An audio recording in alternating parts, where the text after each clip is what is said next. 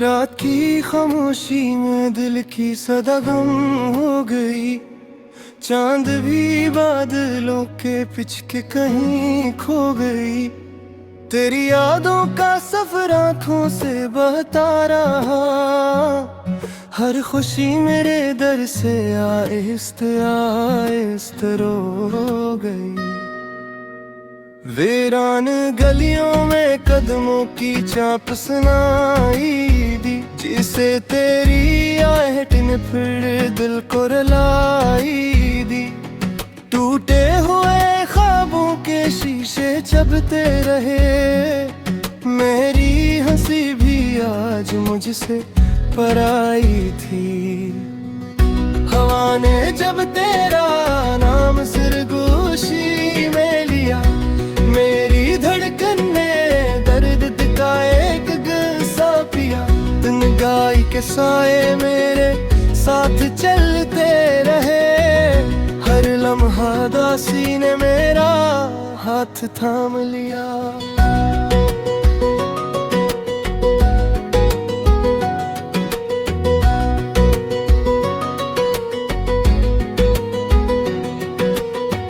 सितारों ने भी आँखी नम सी कर ली है, रात ने भी चादर गम की ओढ़ ली है।